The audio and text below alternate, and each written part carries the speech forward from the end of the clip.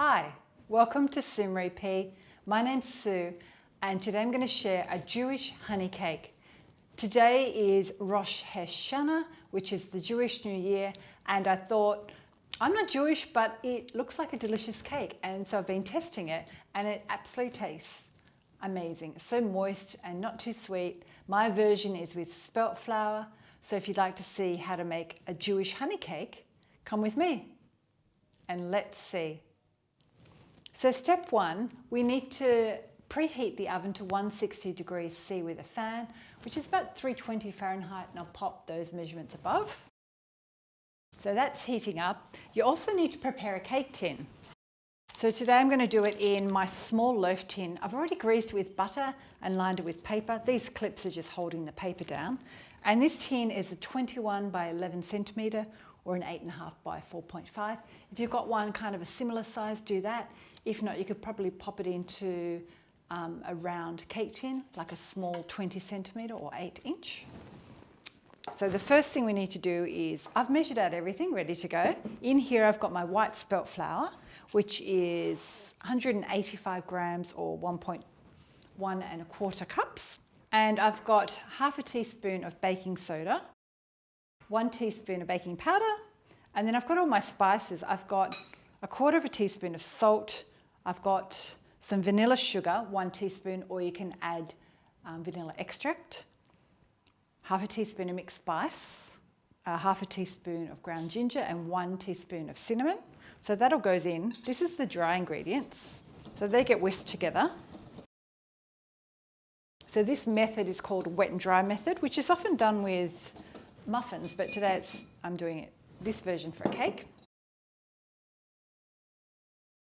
So now we're going to mix all the wet ingredients together. In here I've got my honey already squeezed out. So there's 140 grams or a half a cup.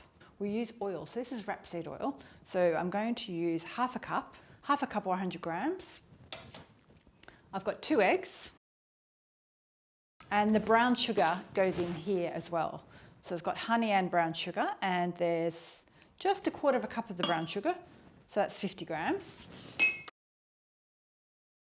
I'm just going to use a little fork to mix all that together. It's just so I can beat the eggs and then the sugar dissolves in all that mix. But also in this cake, there is some hot tea, or you can swap it out for hot coffee. So I've just boiled the kettle and made a cup of tea. So I need half a cup, so I'm just going to pour, if I can not dribble it everywhere. I've dribbled it everywhere. Half a cup into this mix. That actually makes the cake really moist. Next step, we're going to mix it all. I've just got my electric beaters here. I'm going to do that. I'm just going to do a quick clean up before I start mixing it. Okay, I've done my quick clean up. Now I'm going to pour all this liquid into the flour mix. And if you're using liquid vanilla, I'd add it to the liquid, not to the dry ingredients. Just going to scrape this.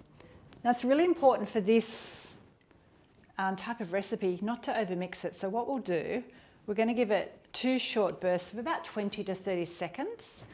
But in between it, I'm going to stop and scrape it.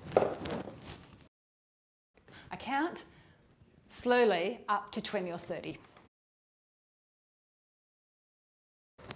So that was 30 seconds, or I counted to 30. And I'm just going to scrape the bowl to get all that flour from the sides and make sure there's no flour sticking at the bottom. This cake comes together so quickly. I think it's only like 10 minutes to whip up, especially if you've got everything measured out, which I highly recommend. Then you can make sure you don't have anything missing. Another 20 seconds. Now it's time to pour it into the prepared tin.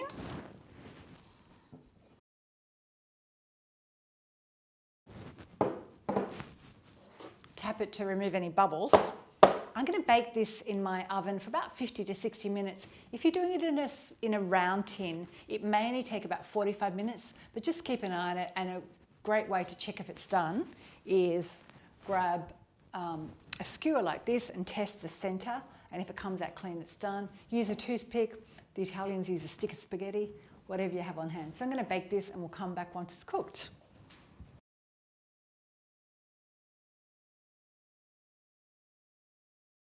I've just taken the honey cake from the oven and I've got my skewer here. I'm just going to check whether it's cooked in the center.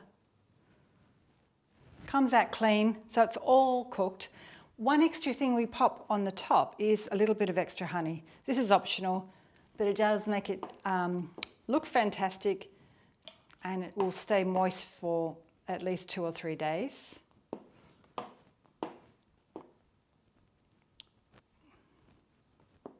There's not much left of our cake after 2 days. So I'm just poking loads of holes.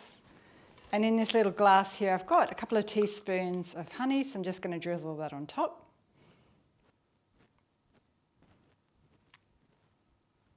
And I need to let it cool for at least 30 minutes before I slice into it. So I'm going to come back after about 30 minutes and slice into it and do a taste test with you. So I've sliced into the honey cake and I'm about to do a taste test. Check that out. It's really soft and moist. Gently spiced, not too sweet. Fresh out of the oven, it's got a crunchy top. This is a delicious cake. So easy to whip up.